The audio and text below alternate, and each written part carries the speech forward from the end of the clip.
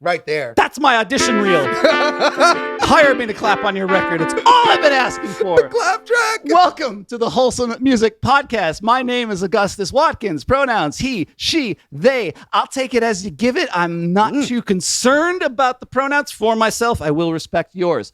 I have a record label called Give Take that I co-own. I also co-own a music services and music PR company called Cocaine Opera. Get at us if you are building a record label, you're building a music career. We can help you out with a lot of the digital processes that are involved. The kind of stuff we talk about in this in the Wholesome Music Podcast, you and I both do on the side. Absolutely. That's not on the side, like that's on the main. On the main. We do that as an entree. So that's our pedigree here. Yes, it is. You are. My name's Cam LJ. You're here with us at Secret Spot DTLA, where downtown Los Angeles is co-working space for creatives. My pronouns are he, they, or she, but I will honestly take anything that you want to call me. Yep. We're like that here. We are. We do that. This is a lovely recording studio, by the way. If you're in LA and you want to make music. You want to make music, you want to make merch, you want to do whatever you do, you want to shoot a podcast like this one. You want to do, steal the game. Steal the game. Steal the game. So we have a cool episode. We do. First, this is part 3 of our ongoing series about how musicians get paid, how music generates money. Part 3 of 4. Yeah, we think 4. Possibly. Maybe even more. Maybe I won't do a 4th, but I think we're going to do 4. I think between you and me, we're going to do a 4th. But I can definitely say we've done 3.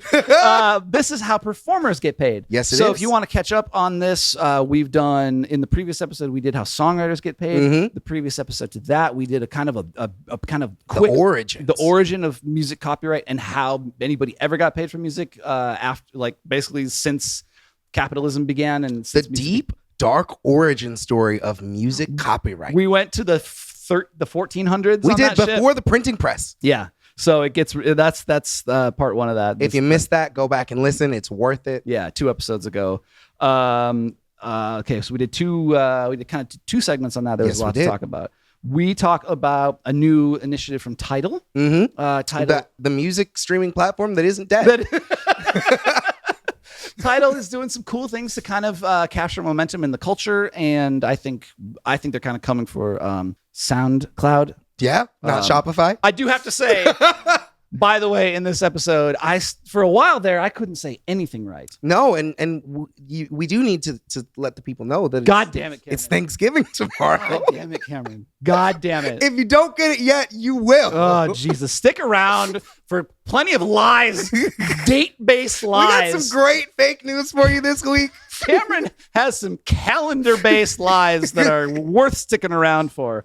Some Spotify news. Spotify has made a big acquisition, and along with that has announced some new initiatives. We have some Suno news. That's right. And then we have a really cool, we talked more than we thought we were. Yeah. About this awful fucking AI. I might be changing your mind on AI. You got to stick around to find out. There is a song right now that's blowing up the country charts. We clarify the not all the charts, but specifically the digital sales charts. We're going to clarify how this song is charting, but it is charting. It's an AI generated song called "Walk My Walk" by Breaking Rust. If you're into country music on the streaming platforms, there's a decent chance you probably heard this. It might have come up for you. You might have heard it. You might not have known it was AI, but you heard it. So we're going to engage with that content together. Yes.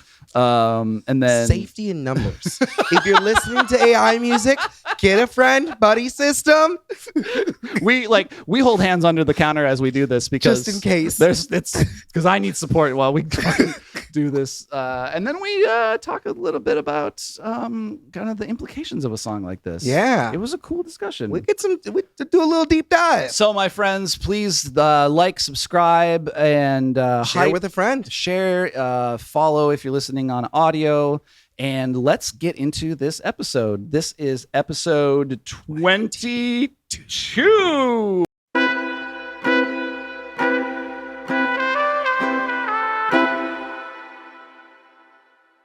We are continuing our saga about how musicians get paid. This week we are talking about how performers get paid. Yes, we are. So we're not going to talk about how musicians get book a gig and get paid. Although that's something we are going to talk about. We could talk about that later. We'll talk about that. We'll put that on the list of things to talk about. This is just about how you get paid as a performer for your recorded music. Yes. So let's talk about distribution. Yeah. What is distribution? Distribution is anytime you put your song out anywhere, really. Mhm. Like, and in the digital era, that's probably DistroKid, it's Yep. probably TuneCore, it's probably CD Baby, it's probably Lander, Symphonic. Thank you. There's Yes. a million of these out there.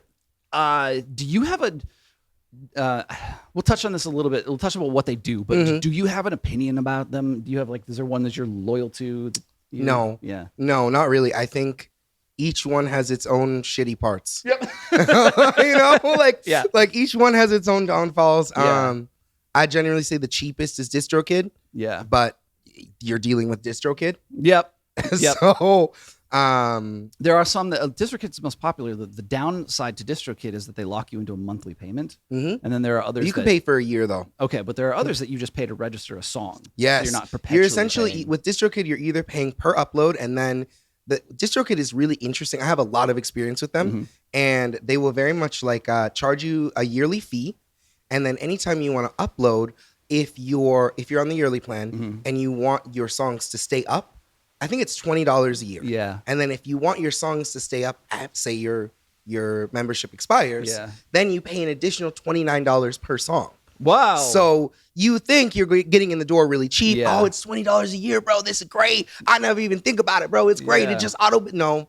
Okay. And so there are a lot of little add-ons. Yeah. And they have marketing add-ons. I think TuneCore does the same thing. Certainly Symphonic CD does. Baby does that Yeah. too. And it's kind of who do you want to rock with? So what distribution does is they take you have a relationship with them, Mhm. and then they get your music out to all the streaming platforms. If you really think about it, it's like you're giving them your song. Yep. And then they're going to give it out to all these other platforms. Yep. They're going to, and you'll even see it, they'll say delivery dates. Yep. So sometimes songs can not get delivered to the same platforms at the same time. Right. Or sometimes some distribution networks don't deliver to everywhere. Sure. So some places are oh yeah, I mean, they're all going to deliver to Apple Music, Spotify, Deezer, all the normal ones. But there Yeah. are some weird things that maybe one has that one doesn't. And to be clear, they don't take ownership of it. They just are Like a middleman. Yeah. Like a Uber Eats. Yeah, usually exactly. They're Uber like- Eats of your song. They are, and so in theory, you could actually deliver these things directly to the DSPs. You can, but It's nobody difficult. does. Yeah, no, nobody does. I don't think, even with Spotify for artists, I don't think you can directly upload your song to Spotify without a distributor. Mhm. I think for Spotify and for Apple Music, you need to have some form of distribution. So if you sign with a record label, now you don't have to deal with distribution because that's their problem. Yes, right? and most record labels have their own distribution platforms, or they'll partner with a distributor. The Orchard is very popular. And so they'll partner with certain distributors who may have their own distribution infrastructure. Yep. We're with Amplified, which has a relationship with Universal. Mm-hmm. So that's what we do. That's a vibe. Yeah. So And then historically, specialized distribution could do things like put you on Vivo or put you in like we said, specialized distribution categories. So we're gonna come back to some of those specialized distribution. Let's put a pin in that Mhm. because I like that. So if you get signed to a label, I'll say this. If you get signed to a label and somehow you're still doing your own distribution, that's not a label deal. Run. Yeah, no.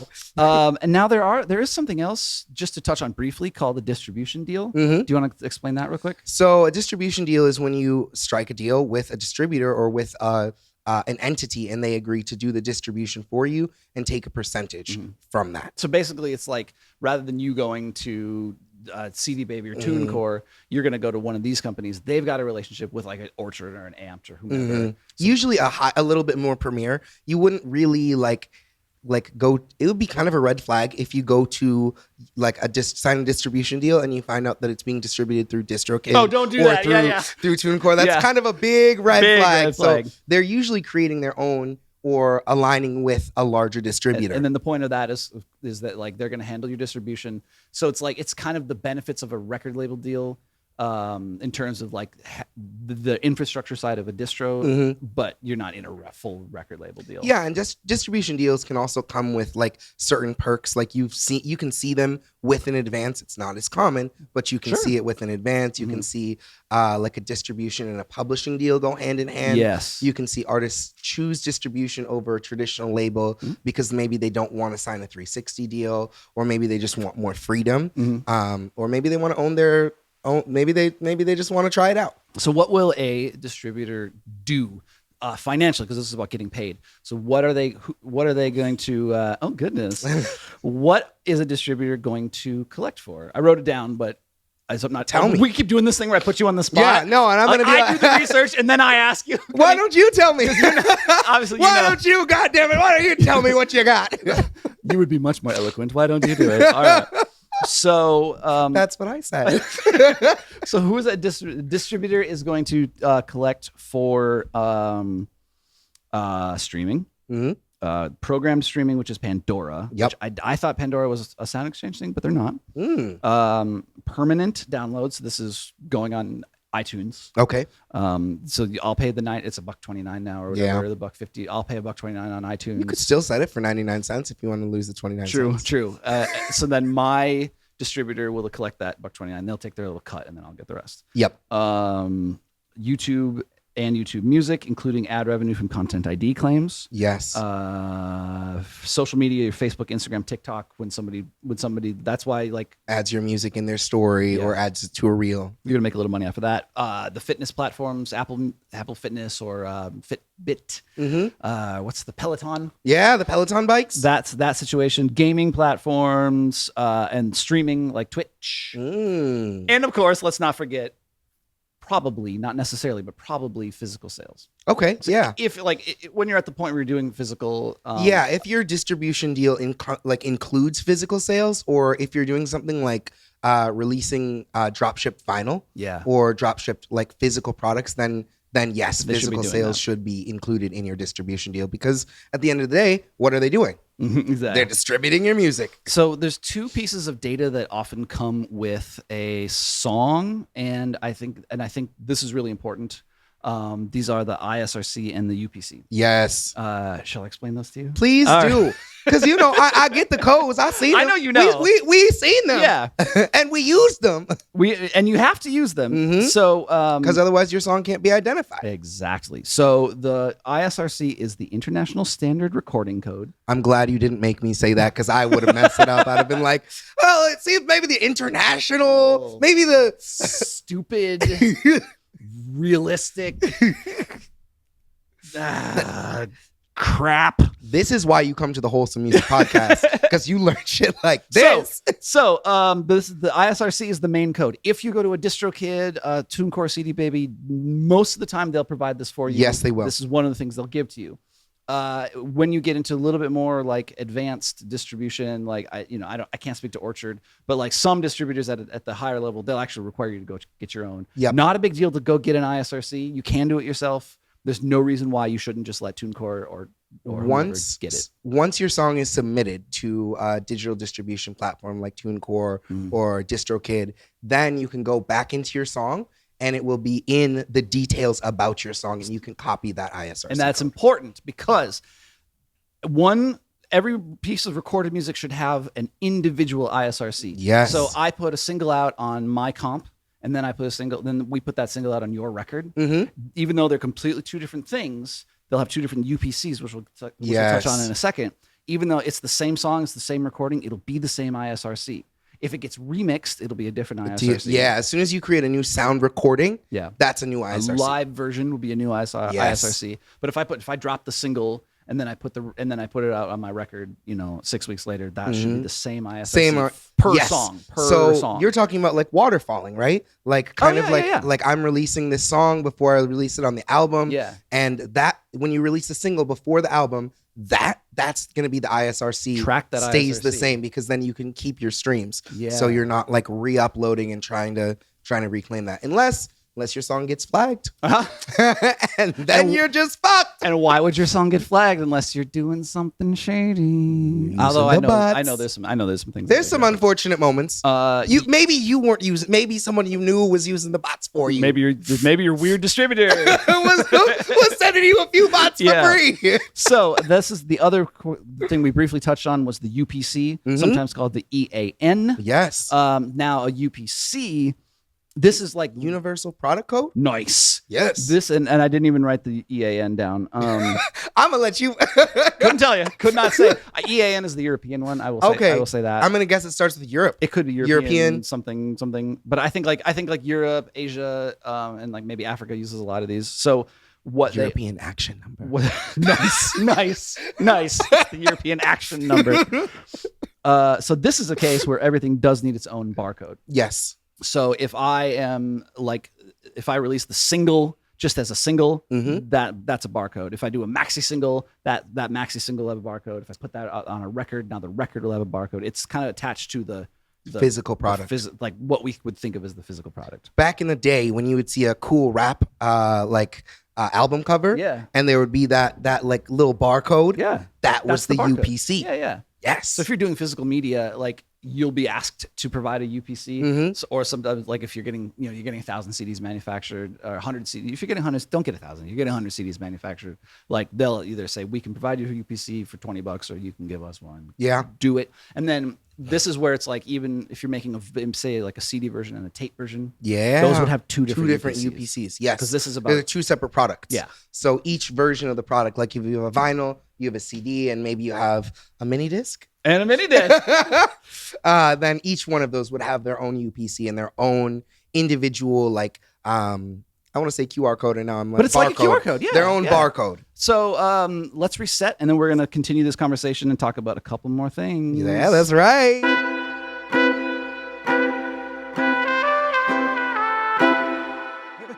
So let's talk about we talked about like what does get collected by your distributor. Yeah, we talked about the UPC. We talked about the ISRC. Now let's talk about what your distributor won't collect. Number one, we've said it several times in the last few months, is SoundExchange. Yeah. SoundExchange. We did a little piece about a SoundExchange a few episodes ago. Yes. Look that up. We went in depth about what SoundExchange does. Yes. So I won't repeat a lot of that here, but the main thrust of what SoundExchange does, the body, is that they collect non-interactive streaming. Yes, which is like it's going to be like Sirius XM. Yep. Like internet radio. Yeah, internet radio stuff that you can't select. Like selected, if you can choose the track, that's interactive. That's interactive, and non-interactive would be like, hey, I put on like easy listening tunes. Yep. And you can't skip the track. Nope, no skipping. Just like the radio, but online. So here is there's something that I had not heard of. Have you heard of the AFM, the American Federation of Musicians? I've heard of it, but I'm not intimately familiar with it. Yeah, this was new to me. I think I follow them on Instagram. Okay, nice. Yeah. So the AFM, the American Federation of Musicians, collects royalties for session musicians and non-featured instrumentalists who played on recordings. Yes, that's right. So if you're a side man, if you're out here, you're a session musician, this is going to be your best friend. This is going to be how you get paid. So this is like if you played like bass on a Janelle Monáe record. Yeah. You're not featured. You probably got paid, but there's a little bit of money out there for you through AFM. They collect a portion, specifically when the music is played in foreign broadcasts, streaming, in some territories, film and TV. Does it collect domestically? In some situations. Okay. Yeah. But not in every situation. Yeah. So it's out there for you if you played bass on a record that kind of went somewhere. Do AFM. And the then American Federation of Musicians. There's also it's a good title. I know, right? That's good. That's nice. That's nice. We should change our podcast. Yes. We're now the American Federation of Musicians. Two. But we'll use the I's. I. Dose. So the other one I was also unaware of. It's the same concept, but for background singers, for vocalists, non-featured vocalists. SAG-AFTRA has a fund. I didn't know that. I didn't either. Interesting. I know a couple people who could benefit from that probably. Probably, right? Yeah. So Do you have to be an active SAG no, member? you do not. Ah, that's actually kind of awesome. So if you are a vocalist, you sang BGVs you don't have to be in the union. If you sang BGVs on a track, you maybe sang like the hook on a tune. Yeah. And that song went out a little bit. There's some money for you through SAG-AFTRA. It's called, just to be really clear, it's the SAG-AFTRA IPR fund. Oh, interesting. Collects royalties from sound recordings used in various media, particularly foreign performances and certain digital uses. So this is, if you sang like you sang background vocals on like a Janelle Monáe tune, like you got paid a session rate and whatever. But but there's money out there for you. There's something kicking around for you, so don't lose that. I want to mention, I want to highlight while we're talking about distribution, we often talk about Bandcamp. Yes. And Bandcamp is... Shout out Bandcamp. Right?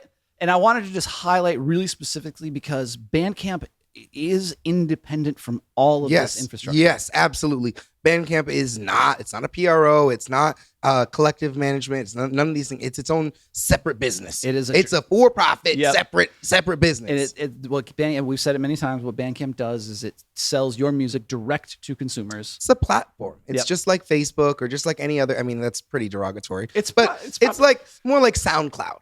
It's better. I would say it's kind of, in a way, it's Bandcamp. That's like, you might even say it's closer to Patreon, where they pay you directly. They take a small cut, and then you as the creator get the rest. I could see that. So Bandcamp doesn't report to charts. They have their own charts. Bandcamp, they do have their own Bandcamp charts. Yeah, that's interesting. Yeah, that's intriguing. And it's amazing. And we've tried it a handful of times at Bandcamp. Have you really? Yeah. Oh, that's really cool. It's awesome. That's awesome. So we're big fans. Do they give you anything? Do you get like a...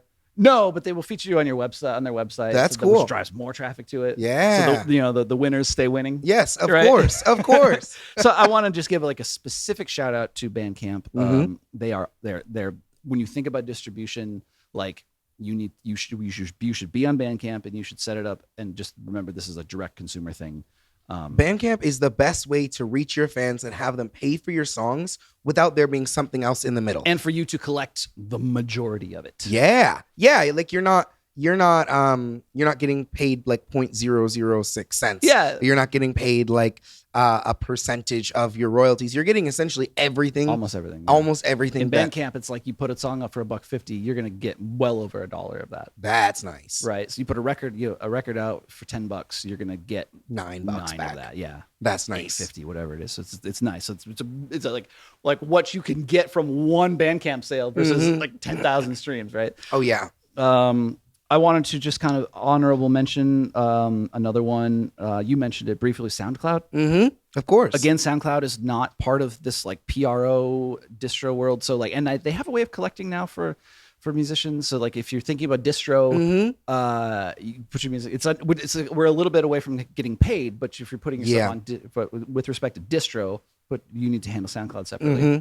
And yeah, I believe you can track SoundCloud streams. So if you have a song that blows up on SoundCloud, you can have those streams accounted for. Yeah.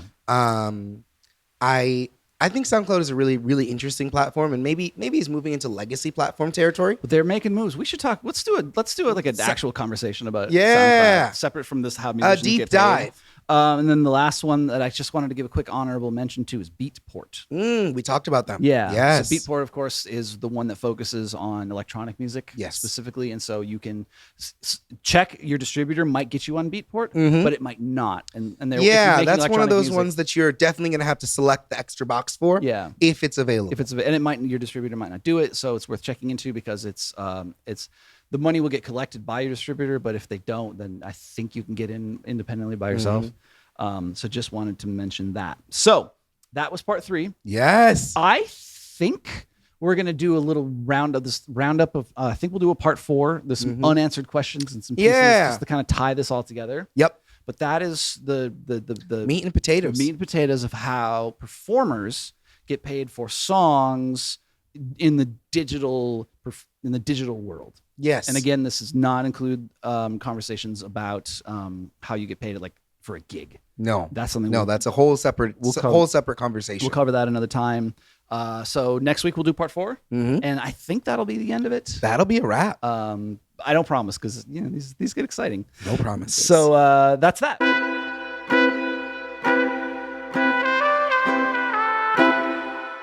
So if you're listening to the main feed on YouTube, which by the way, thank you, or on Apple Music, or a podcast, Apple Podcasts, or wherever you find us. We just talked about how distribution works, how musicians get paid, and I was kind of saving this. This is a nice follow up to this. Yes. We touched briefly on SoundCloud. Mm-hmm. A little touch, a little love tap. And you know who is kind of coming for SoundCloud, it seems? Who's that? TIDAL. TIDAL. Listen to this. I thought they were dead. I know. I thought they were cooked. Why did you think TIDAL was cooked? I don't know. They had so much buzz about them between like, I don't know, the mid 2010s and then the pandemic, you just didn't hear anything. It was always like Apple Music, Spotify, and TIDAL. And now it's like, yeah, I got my music on, who I think took TIDAL's spot is Deezer. Deezer came up out of nowhere. But the thing about TIDAL is they've always had that like lossless, like high quality audio listening pitch. So TIDAL, one of the things about TIDAL is I think they've always kind of had an eye for the culture. Mm-hmm. So here's the news. TIDAL announces new upload feature for indie artists. Artists can directly upload to TIDAL up to 200 original tracks straight to the platform. Wow. Once uploaded. So we talked about distribution. This is bypassing distribution, going straight to TIDAL. Once uploaded, the songs are available to stream alongside the rest of TIDAL's catalog. So it just appears like they're in TIDAL. Artists can keep songs unpublished if they want to share early drafts with their team. Interesting. So that's how I'm like, that's like they're kind of jumping in, trying to get you to upload before you're ready to release. Yeah, and kind of coming from that's one of the main things that's great about SoundCloud is putting something online but making it private. Yeah. And now kind of like a disco competitor almost. Sure, yeah. The feature is free for all US artists over the age of 18. No paid TIDAL account is needed. Importantly, upload tracks will not receive royalties. Oh, interesting. But TIDAL has launched a weekly spotlight program in which the platform's editors select upload songs, this specific type of songs, to a spotlight on playlists on the homepage, with the chosen artist receiving $100 in. And this is why I was like, this is why TIDAL is still like a vital part of the culture. Do you know how they pay you? They're very specific about this. How do they pay you? Because if you're not going to give me my royalties, I don't know why I'm uploading. They pay you specifically on Cash App. Okay. Right? Okay. Right? Okay. Hit me with the Cash App deposit. So like, because maybe this is widely known and like everyone's going to smack their forehead, but Cash App is who like when Kendrick and SZA were on tour, they had like a special promotion. Cash App has kind of specifically been for the Black culture. I could see that. Right. I could see that. Like they've done a good job of capturing Black culture. Yeah. And like it's like a white dude wants to Venmo you. Yeah. Like a Black dude's like, I'll Cash App you. Yeah. Like, that's like how it is. I could see that. And so, like kudos to Cash App, I think, for having being savvy about this. There's something I think we can all kind of learn about that. Yes. So the platform has announced the Upload Headliners contest. This is going back to TIDAL now. TIDAL has announced the Uploaders Headline contest. I'm going to say that again. The Upload Headliners contest, in which 10 artists who have uploaded original tracks will be eligible to receive $100,000. I don't know if you can Cash App $100,000. You might need to get it in separate payments. You might need to get it in little bits. I tried to Cash App someone like $4K and they flagged it. And yeah, I've tried to pay rent with Cash App. It's too much. Yeah.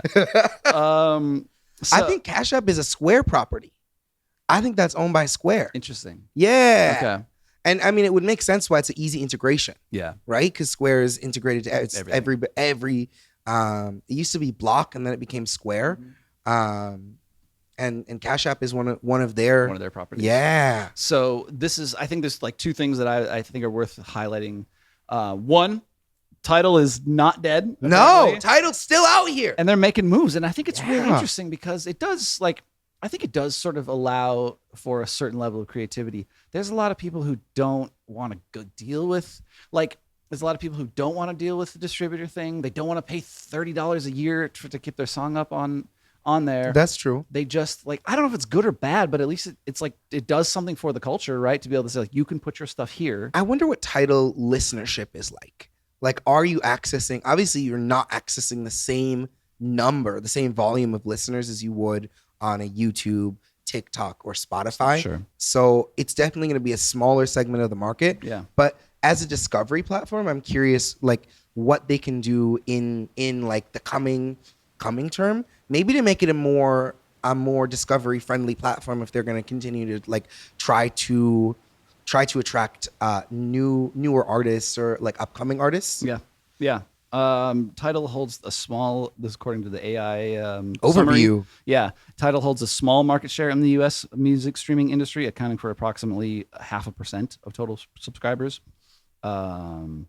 As of early 2020, I can't speak today. As of early 2024, unique New York. TIDAL had around 721,000 users in the US. So okay, they don't even have 1 million. Just shy of 1 million. Yeah. So this is interesting to me though, is like as a way that you could raise your user base up, because it's actually pretty smart, right? Yeah. To be like, all right, I've got a song, and I just kind of want to try it out. I want to send it to you, and then like, you're like, yo, this bangs. Like, all right, maybe I'll make it live. I'll put it up. Now, like, I have this one specific place. It's smart because I can be like, yo, like, go listen on TIDAL. It's, people like at the open mic, people are like, it's on TIDAL. Yeah, like, it's kind of cool. It's a move. Do you need a subscription to listen to TIDAL? Or is TIDAL subscription free? Is it like is it tiered in the way that Spotify is tiered? So you've got kind of like a free tier and then like a premium tier, or is it more like more of a? I think that TIDAL just has a paid plan. Okay, you only have to pay for it.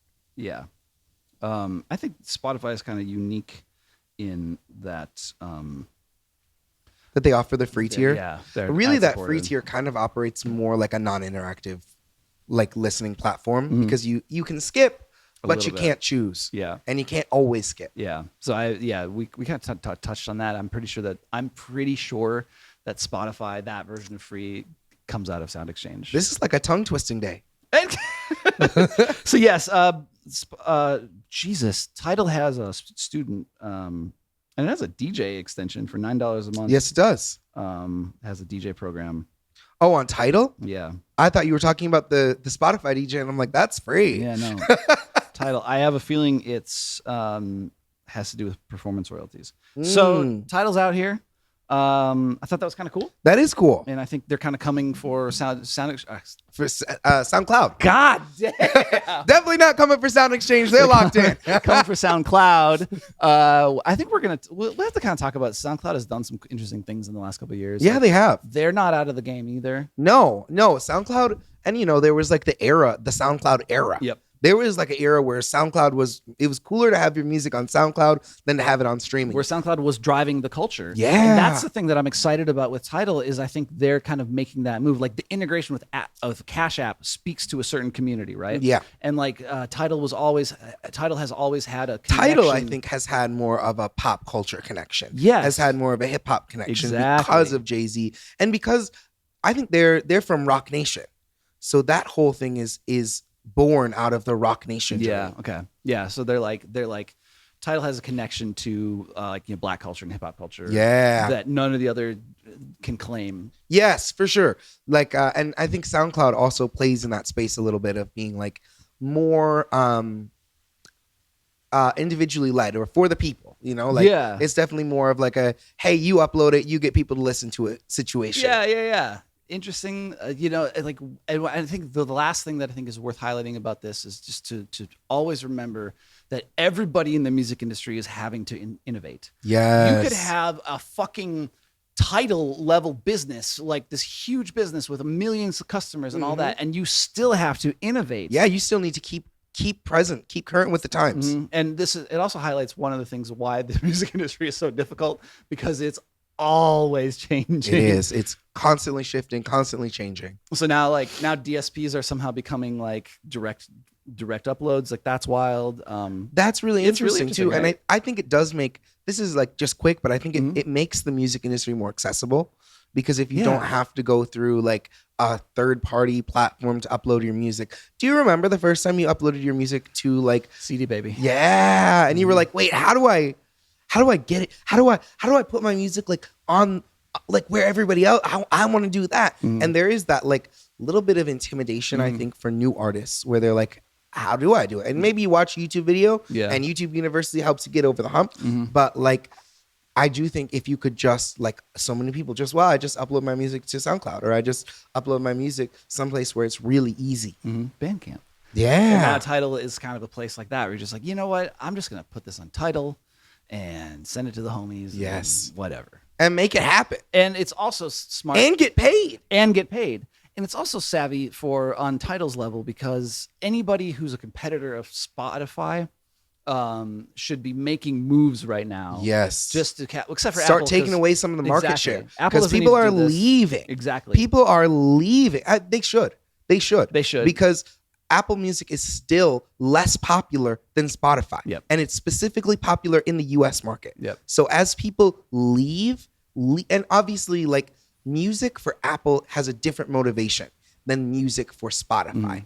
Music for Apple is part of locking you into their ecosystem. Yep. Is saying you already own one of my devices. Instead of going to another place, why don't you have all your music here, which will lock you in and make it harder for you to transfer to another platform. I think that definitely like lowers their incentive to innovate. But I think in this time when people are flocking away from Spotify, it would still be beneficial for them to do that. Anybody should be doing it. So it does speak also to the savviness of Tidal. Tidal. Yeah. Yeah. Shout out Tidal. Shout out Tidal. We love it. Yes.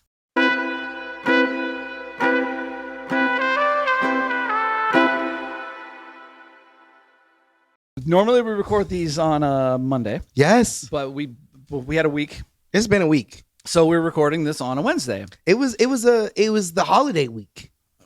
Was it? It is. What holiday week? Thanksgiving. That's next week. Well, that's this week.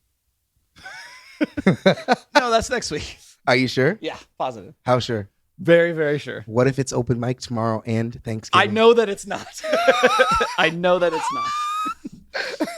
So what was cool about the fact that we got to record a little late this week, is because of Thanksgiving. No, is that we were able to catch some Spotify news that just dropped today. Yes. The day before Thanksgiving. Exactly. Exactly. Now you're getting it. Okay. Because somebody's gonna be watching this next week, going, "But it is Thanksgiving. It's not. This isn't Right. good. This is not good. Just don't. You don't need to delay the magic. What's happening right now is not good." You're right on time. You're right where you need to be. The Lord works in mysterious ways. When God closes a door, He opens the window. Yep, and then smokes a blunt out of it. Listen, two Spotify newses. Yes. Number one, Spotify has acquired WhoSampled. Yes. I was just using this site. I literally just used it the other day. I read this article and I was like, oh my God, okay, that's crazy, because I used WhoSampled to find this song from like 2000 from the Mean Girls movie. Nice. It was used in the intro and I'm like, wait, I know this. Yeah. I know this. What is this from? And it was just like slowed down. Yeah. And it was like a slowed down TikTok sample. Oh, so you heard the TikTok and then you used WhoSampled to find figure it. out. Yeah. So what is WhoSampled? It's a site that'll tell you who, like the sample of the song. What is this? If you hear a song and you're like, wait, I know this song has a clip of another song. This sample is like, but I don't know what it is or where it came from. You can throw it in and it will tell you. WhoSampled is a community-run database that tracks sampled music. Yes, it is. So like basically every James Brown song in the world that's been Ever. like now you can find which James Brown song got sampled, That makes you feel good. and so it's a really important resource. Like in the DJ community is really it's important, obviously, like for producers. Yep. And Spotify has got their greedy little arms around it. I imagine they're thinking this will help them with their with a lot of different things, but I imagine like Spotify is uniquely bad at helping you find things that you want. Yeah. So like Shazam. yeah. it doesn't really have like a Shazam like tool. Yeah. It doesn't even have like a recognition tool. Mhm. And you'd think that maybe this is part of their journey in towards that. They have had a relationship with WhoSampled, which is the companies. That's how they had strategic conversations. They're like, well, we're kind of aligned here, so why don't we just take all your weapons money and you can buy us. So they acquired the database and the team. So WhoSampled offers an extensive database of songs, samples, covers, remixes, artists, and more. According to the website, it's now tracking more than 1.2 million songs and nearly 622,000 samples. And that data is now powering, which we're going to get into, Spotify's latest features, like its upcoming music discovery tool, Song DNA, which will also announce today. So that's from TechCrunch.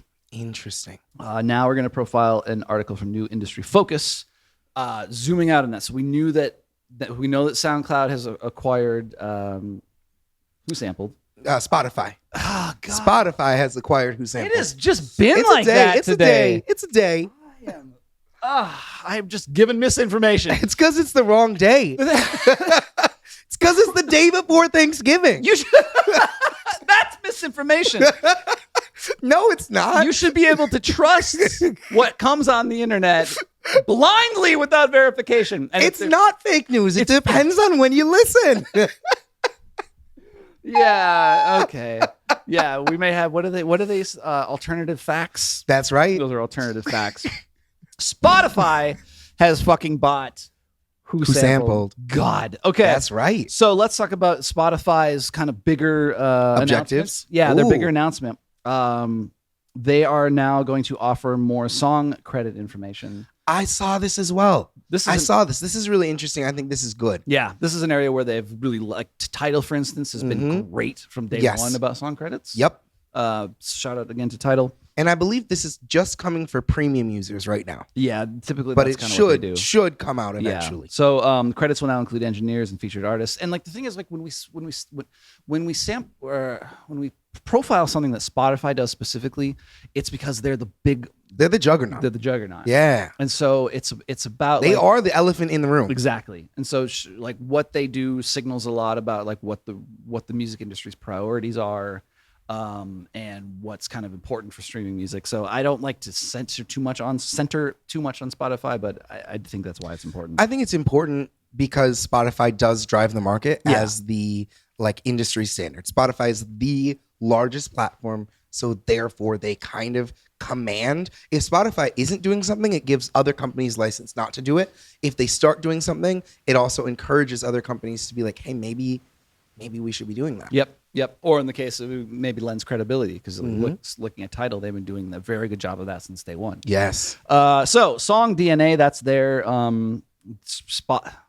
Spotify? Thank you. I was going to say Shopify. Fuck me. Spotify's. Get your songs up on Shopify today. There's no better deal than Shopify and you. That is also not fake news. It's Thanksgiving. Shopify's now a music platform. And there's no better deal. There's no better duo than Spotify. Good Lord. So Song DNA creates an interactive web showing how songs connect to different creative outlets such as covers, samples, and collaborators, which they're leveraging WhoSampled for. And then About the Song shares stories and inspirations behind songs, which is sourced from third parties. So they're kind of like Apple does a pretty good job of this. But then I think the one that comes to mind is Genius. Yes. So this is Spotify kind of coming for Genius. Okay. And, they've been doing that with their lyrics. They have like all the lyric breakdowns on Spotify. Yeah. But from Music Smatch. Yeah. We should talk about lyrics in the future too, about how to get your stuff on there. So that's the Spotify news. Let's fit in another one real quick. Slide in another. Let's slide one in here real quick. Let's just get it in under the wire. One in under the wire. You thought we were gonna get through an episode last week? We got through a whole ass episode. We almost did 2 weeks without AI. Yeah, no, we're doing. It's all AI from here on out. I'm sorry to report. I'm sorry to tell you. This is quick. Suno has raised $250 million in their latest round of Series C funding. Out of like $1 billion valuation, or something like a $2.45 billion valuation. Yeah. The thing to understand is that valuation is bullshit. Yeah, valuation it's a Fuzi, it's a Fugazi, it's a Fugazi. Valuation is like the stock market itself is based on vibe. But based on the general feeling around it, like how do people feel about this? What is the cultural value of this thing? This is something that like was beyond the scope of the Wholesome Music podcast, but like this is definitely in our but scope. I don't mind repeating this from time to time. Is that like valuation is bullshit? The stock market is bullshit. The financialization of our country and our economy is bullshit. And this is bullshit. All this is bullshit. Suno's doing something like 200 million in revenue yearly, but they're valued at $2 billion. Yeah. That should give you a sense of the disconnect. The disparity Yeah. between these two. Like Tesla's market cap is bigger than all of the rest of the traditional automakers combined, And yet they're losing market share. Yeah. Right now, literally, if this were 2000. I don't know, 10, sure, or 2012, maybe. But their valuation is higher than the rest of them combined, which is ridiculous. Which is crazy, and they're selling fewer EVs. Yeah. And that's insane. It's and insane. that is definitely outside the purview of our whole. But that goes to say that's a great illustration of like what would we say when we say valuation is bullshit. Yes. No, it's so real. It's accurate. It's based on coked out day Just traders vibes. Thanksgiving is tomorrow, and these valuations are perfect. You heard it here, folks. Shopify for your music. Valuations are scientific, and tomorrow is Thanksgiving. Darn right. Goddamn. So they made some money. It's all the usual suspects. Nvidia gave them a bunch of money. There's like all these names. I didn't even write them down because they're all these like fake names of fake news names. These like companies that you've never heard of. And just to mention, because it was mentioned in the article, Universal Music Group has recently partnered with Stability AI on new ventures and settled its lawsuit against Udio. Yes, they did. With a hope to create, I believe the quote was, new generation of music. They have an overarching AI strategy. Spotify recently announced it's working with UMG and Warner and Sony on a series of AI tools. And of course, there remains a pushback. So amidst all of that, Suno has raised some money. We're gonna stay with the AI. I want to talk to you about this. Okay. I had a thought about AI. All right. Because generally I fucking hate AI. Yeah. But I wanted to talk about this because when AI first came out, there was this idea of like, and it was just kind of like in the nebulous consciousness. I feel like that like one day you'd be able to use AI to expand your favorite TV show. So like, let's say you're watching, I don't know, fucking Lost. Let's say you're watching Lost, and Lost has been over for a while. But let's say you wanted more Lost, but not just any Lost. You wanted more Lost season 2. Nice. And you could use AI to then make more of that thing that didn't exist. Wow. I'm curious if this is what we're headed towards with music. Is if like UMG, Warner, if they're going to say, okay, yes, you can use our catalogs, but you can only use it to make more music like that already exists for listeners. Whoa. So like I want more Dark Side of the Moon era Pink Floyd. It's crazy because I was thinking you were going to say Pink Floyd. Nice. Yes, exactly. Which was such a watershed record at the time. I want more Lemonade era Beyonce. Yes. Yeah. And then it would train on those, particular songs and spit you back out. I know you liked Lemonade. Here's Lemonade 2.1, Weird.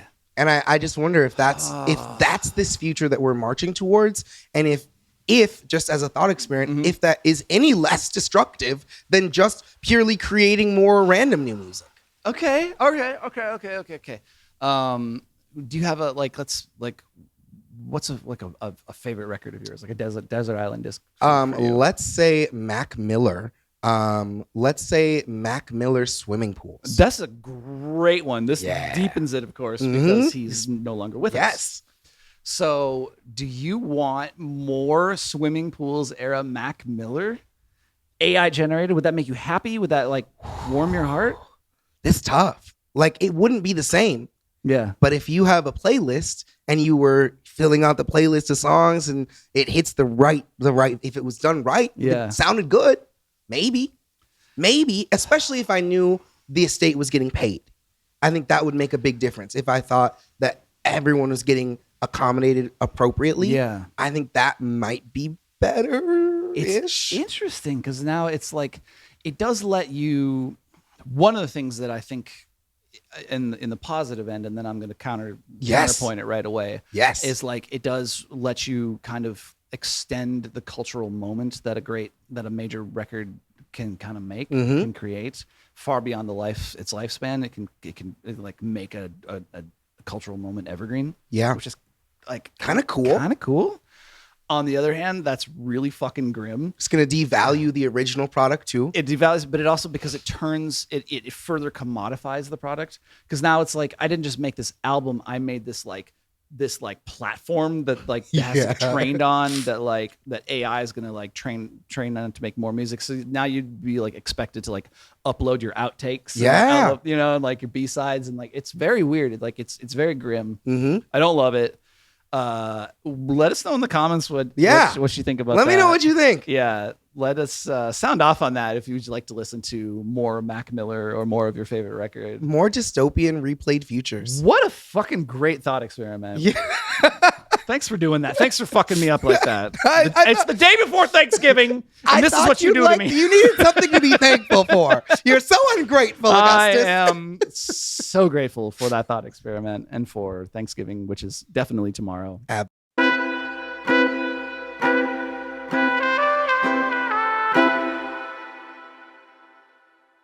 Breaking Rust's Walk My Walk, an AI-generated song, tops the Billboard country digital song sales. You know what? I actually did listen to this Walk My Walk song now that you remind me of the name of this, because we talked a little bit about this on there, but now that you remind me that it's Walk My Walk, I listened to a clip of this. Right. This is so bad. We have to experience this. We're going to experience this. This is from hypebeast.com, but I want to set this up. One thing it's going around is people are saying this is the #1 Billboard song. Yeah. That's not true. This is the #1 on Billboard's country digital song sales chart. Yes. It's very specific. Yes, a very particular chart. But at the same time, a real individual person could have this spot on this chart. Yeah, I'm not no objection from me there. Only just saying, like, I do want to clarify, because it's kind of going around that this is the #1 song, and it's not. It's the #1 country song, not even bluesy. And it's not even the #1 country song. No, it's the #1 country digital streaming. Digital sales, yeah. Digital sales. This marks the first of its kind achievement for AI in the country genre, with the song's vocals widely believed to be algorithmically produced. The success, which has no credited human singer, fuels industry debate over authorship and authenticity. So then we're gonna read about this, and then we're gonna watch this together. Yes, I'm excited. We're gonna watch the music video, which I saw like the first 15 seconds. It's rough. Woo! Breaking Rust just did the unthinkable in country. Walk My Walk hit #1 on Billboard's country digital song sales, a first of its kind flashpoint for the AI in Nashville's backyard. The project surfaced in mid-October and quickly snowballed across DSPs. It now pulls in 2 million plus monthly Spotify listeners. Wow. And has driven multiple tracks into viral 50 USA. That's Spotify's chart. Do you think any of this is fake? How much of these AI streams are bots? Hopefully. Because the Velvet Sundown had that moment, right? Yeah. But now it's not really like, how many people do you run into who are like, oh, I was just listening to the Velvet Sundown. I mean, we joked about it, right? Like, let us know how Velvet Sundown has changed your life. I imagine some level of these, but this is something that we've done a lot of coverage about over the last few months about how the DSPs and Spotify specifically are combating bots. So hopefully, I don't know, I was gonna say hopefully these aren't bots, but like that's even worse, because that means real people are just listening to this. Okay, so AI made songs aren't fringe anymore. They are chart eligible, consumer friendly, consumer ready, and already outpacing rising human acts week to week. What do you think about songs charting? I think that are AI. So we just talked a couple weeks ago about the new Billboard rules. Yep. The new rules about like, hey, if a song spends this long on the chart, it needs to be taken off the chart. Yep. Because they're essentially like staying on the chart too long. Because real quick, because of that algorithmic feedback. Yes. Where the algorithms are incentivized to play what you've already heard. Yep. And so that once a song kind of reaches a certain point, they just kind of replayed. I think if Billboard cares about featuring new music and real music, I think maybe AI shouldn't be able to be on the Billboard charts.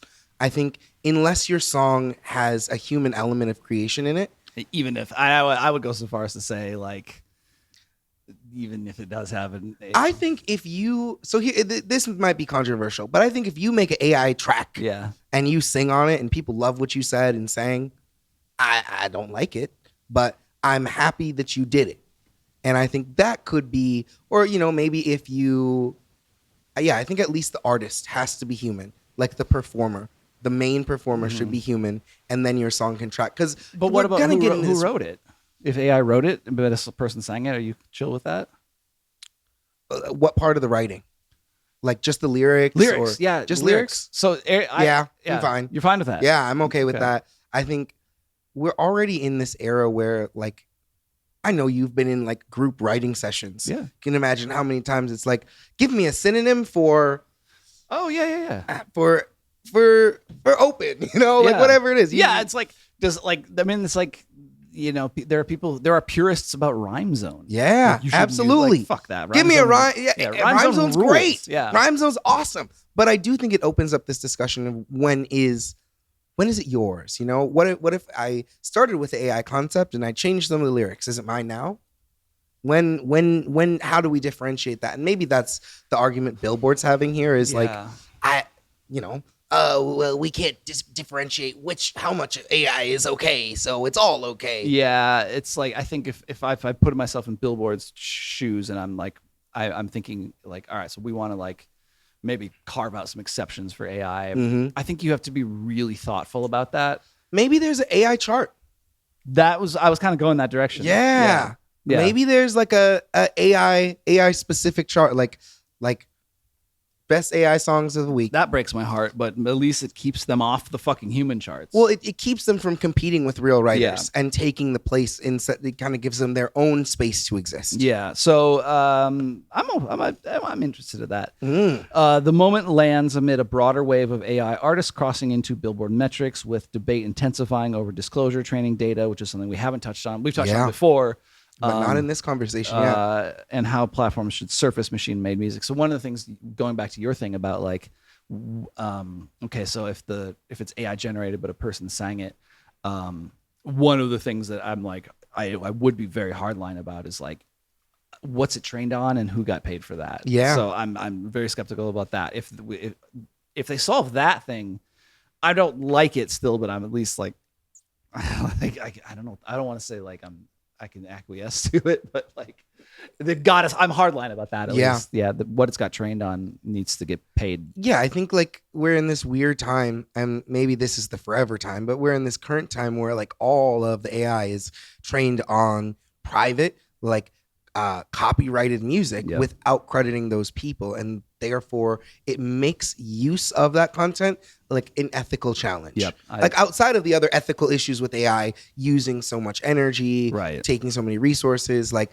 that's one whole other thing. But just talking about the ethics of like training data and what it's trained on, and then how are the people who your music is getting trained on, how are they getting compensated? Maybe that's a good thing. Maybe like this merger with UMG, with Warner, maybe this is a step in the direction of saying, okay, this is who you've trained it on. Now we can pay these people. But it's got a long ways to go. So do you want to watch this? Yes, I do. So we're going to react to this together. We're going to watch Walk My Walk, the official music video by Breaking Rust. The account is called FCG Studio, by the way. That should tell you something about it. 3 minutes and 39 seconds. This looks like a belt buckle. It does. All right, here we go. I already hate it.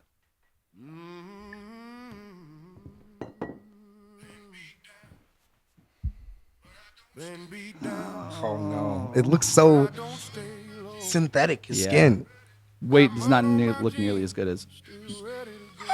That's so. It's like video games. Yeah. It's like it's from Red Dead Redemption. Yeah, this is nowhere near to the quality of Sora. Talk to Me. Oh yes. This is. I hate to say this. This is Will Smith eating spaghetti bags. Yeah. Look at like the brand on the guitar. It's just like. It's just Scribbles. scribbles, Look alien marks. His fingers are just kind of moving. Oops, drinking a whiskey. You can kick rocks if you don't like how I talk. It just look at this rip-off UE7 girl they got going on. He's got the microphone. Ooh, he's got a white lady. Mm-hmm. She walked away from him, and now he looks like a robot. Now like a cowboy robot. Now we're in a fucking field with a fence. A nice long tracking shot following the fence. And then they like keep doing these like smoke puff transition. They kissed. Gross. I don't want to watch AI kiss. He's walking on the highway. Yeah, with his guitar. He looks really determined. Now he's kind of playing chords. This is the weirdest chord ever. Yep. I was going to ask you if you could play that chord. That's a really... Is he playing in rhythm? Look at his... Oh, right now, that changed.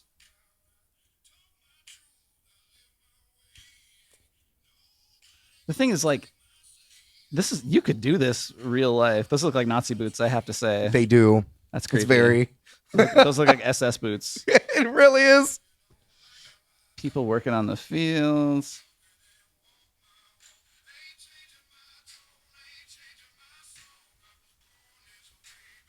Back to this white lady.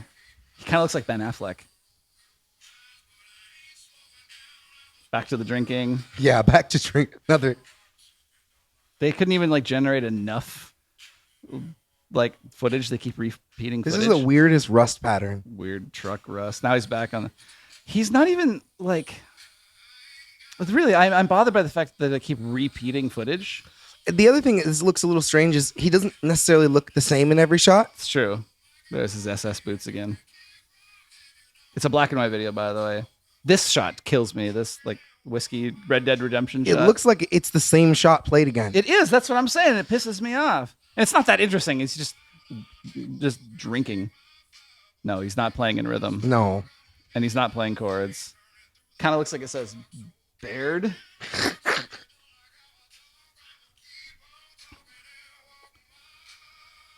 His face is just still.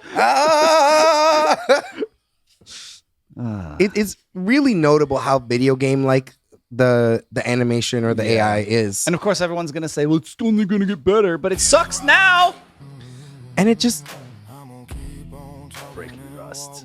What do you think of the song? Like if this song were written by a person, how would you respond to this song? That's a great question. So, we were kind of focusing on, there's the credits now. We were kind of focusing on the visuals. Who's Ben Jacob? Who cares? Is Ben Jacob a real person, or is that just like AI trying to credit something? Yeah, I did have. So the vocals are widely labeled AI generated. The act doesn't explicitly claim AI usage, yet there's no credited human singer, and the artwork and promo clips lean heavily on AI cowboy imagery. Yes. Songwriting credit points to Abier Rivaldo Taylor, a name that primarily appears alongside the Deaf Beats AI project, deepening the mystery instead of clearing it up. So these are people who have some kind of like AI music studio. And look, there's a couple of them because an AI music studio. I'm sorry. No, is that you and your laptop? Yeah, and your like Suno connection. And the thing is, like they'll is you calling Timbo? Yo, they come after us occasionally on TikTok because of the hashtags that we use. Yeah, and they'll find us and they'll be like, I love AI music. You just wait AI music. Someone was like, maybe we should do a roundup of like. You know what? I'm just gonna let you walk your walk, and I'll talk my talk. Yeah. I think the question, like, I didn't focus on the song very well to really critique the lyrics in like an expert way. It had like a really like a kind of a bluesy country blues kind of slow, like a western thing. country. It was very much like this doesn't exist without the blues, right? This is like it has that country gospel thing. No. There's someone who did that. There's definitely like some like who is it like went down to the crossroads. Yeah, you know who I'm thinking of? It's not Johnson. Yeah, Jack Johnson. Jack Johnson. No, that's not Jack Johnson. Jack Johnson is no. Jack Johnson's different. It is Robert Johnson. Jack Johnson though. This is something that you bring up that I think is like in the mix. Like that I kept hearing this thing and I'm like, this is this is gospel indebted. This is black music indebted. Yes. And so like we're already living in a world in which like black culture is being like exploited, ripped off, like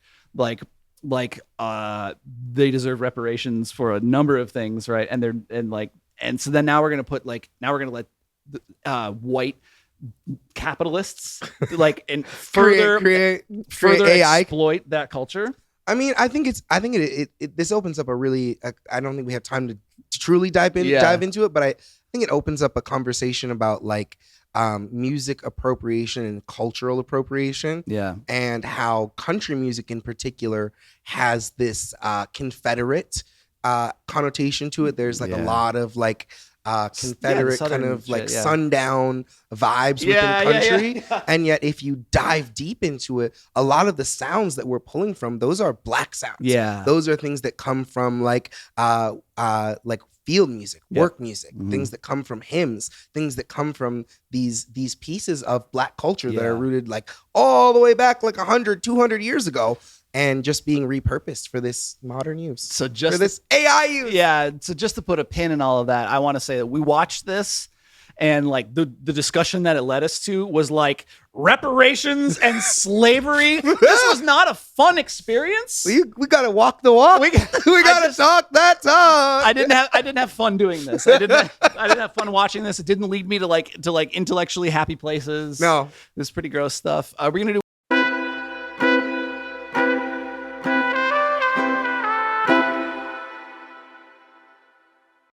So we were both like, you're up, like we reset with camera. You go up to the studio, to the AI studio, to the very human studio.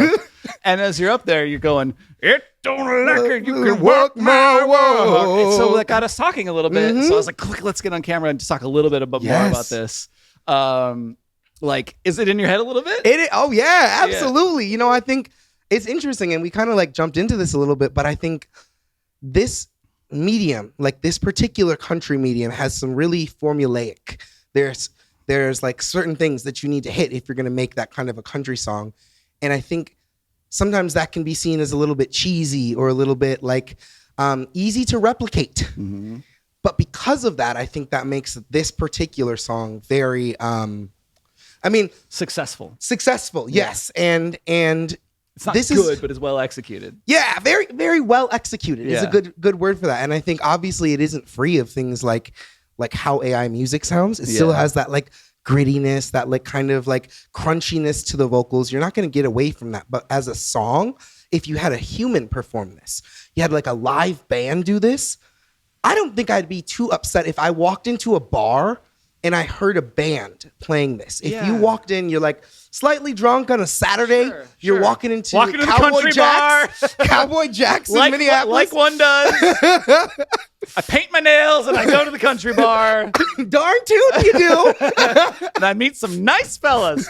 So, like, what I'd say, I wouldn't blink about it. Yeah. If I just like heard this song and it was just performed, this was a Toby Keith song or whatever, I'd be like, yeah, okay, it's another formulaic country song. Damn right. Okay, yeah. And this is like one of the things that does like that leads me to is like, if you've got that far, you've got like a decent song. Is it the novelty of the fact that the song is AI, or is it the song that you care about? Because like my cheating ass, like the way I would think to like if I'm gonna cheat the system, I'm just gonna make an AI generated song. You're cheating ass, but it's really walking good. Your walk, and talking your talk, but it's really good. And so I'm like, you know what? Fuck this. I want to put this out. Like I would just like, and I've said this before, I would just re-record it. Absolutely. And I would tell nobody it was generated. Yep. And I would just take credit as a songwriter. That's what I would do if I was going to cheat like this. Yeah. I mean, I think right now, obviously, there's the incentive of AI being the hot topic, right? So it's maybe beneficial for this. Like if this person, I don't know if there is a person, but if whoever prompted this had, let's just say they had assembled a band. Yeah. And like gotten a great singer. Yeah. Not a famous singer, but someone who could sing just like that. Yep. Gotten the instrumentalists around them, gotten the band together, brought them to a studio, recorded it. One, that's going to cost a boatload. Right, and this costs them whatever Suno costs per month per month. $5.99. Yeah. So there is that. But let's just say that. Oh, and the fucking environment and the earth. Yeah. But let's just say they had done that. Do you think this song would have gained the traction that it did? Okay, great question. No, it wouldn't have. I mean, there's a novelty value. Yeah. But I think I didn't we didn't like I said, I didn't really pay attention to the song, so I'm not commenting too much on the quality, but I do agree that it's hooky. It is. There's a great hook. There's like a great walk my walk. Yeah, like that's very catchy. But I do think at the end of the day, this is relevant because it's AI. It is a great song. Or a good song. It's a good song. It's an efficient song. It's an efficient song. That's it. That's it. It's an efficient song. Yeah, it does. And country is that's why it's so perfect for country. Yeah, because country is such an efficient genre. It is. Like one of the people always the image of country is it's authentic and blah blah blah. But the fact that and it's not country. One of the things that I actually really truly like about country, what I like listening to country is how slick it is. How perfect, to the dialed up. Everything is dialed to 10. Yes, and tuned perfectly. Yeah. Everything is polished and shined up, and every little moment, and it's all these cool licks, and everything is super smart and super sharp, and country is so slick. One thing I did notice in the lyrics of this song, a lot of country is very story driven, and this felt like there was a little bit of a lack in the depth of the storytelling. I felt like maybe if you had, if you brought this to a song camp and you said, hey, I generated this song, I love it, can we workshop it and make it better? Yeah. I think one of the first things I would say is, can you clarify the story? Can you clarify give it a narrative? Yeah. That's true. That's true. I think maybe that's one of the sticking points with this, at least right now. Yeah. Is how can you refine this outside of re-recording it and making a human do it that is gonna get that story and is gonna make it make it real, you know? Yeah. Yeah. So that's we had more to say about walk the walk, walk my walk. Walk my walk. We had a lot of talk to talk about walk my walk. And if you don't like it, you can kiss my rocks. Sound off in the comments. Let us know what you think about Walk My Walk. Did you like it? Did you listen to it? I loved it. Is it already on your playlist? Damn right. Go no. Let us know about your thoughts about Walk the Walk. Walk My Walk. If you're listening, we'll put this in the show notes if you want to check this out for yourself. I do want to say that this has got a couple million streams supposedly. The video only hopefully real, or maybe hopefully not real. In 5 days, the video has racked up 114,000 views. So that's not much. You said the video has 5 million views? No, the downloads, we said 2 million a month. Okay. Streaming. In 5 days, it's got 114,000 views. So that's not quite properly viral. No. But I think maybe in the future. I want to see if possibly now what will happen is a bunch of people to capitalize on the popularity, they'll start doing covers. Yeah, it's as a way AI covers. Yeah, like YouTube bands, doing covers of AI songs. Yeah, just when one goes viral, but be because they're always covering songs. I'm sure someone's doing it, and I'm sure there's probably somebody out there who could make a little niche off of that. That's really interesting. Human covers of AI songs. Yeah, as a YouTube channel. Yeah, that's really interesting. If there's one out there, leave it in the comments. If there's a TikTok out there, send us that. Yeah, I'd be curious. I'm curious. Yeah. So that's our episode. Yes. We went a little long on that because there was more to say. There's a lot to say. We had a lot of talk to talk. We had a lot of talk to talk.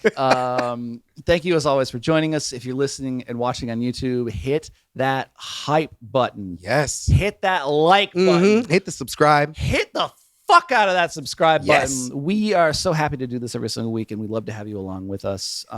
This is the DIY podcast about DIY music. Yes, it is. If you are a DIY musician, we're doing this every single week with really pertinent topics about how to make your career work.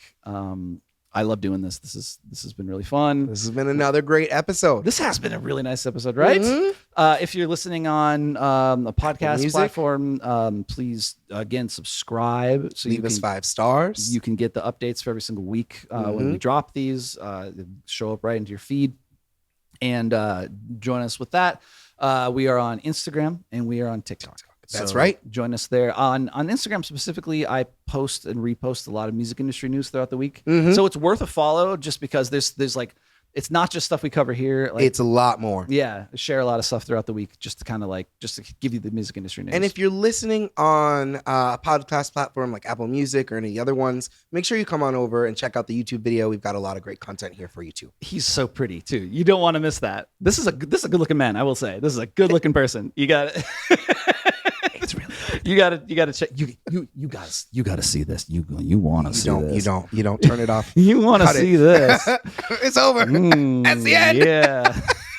No, stop.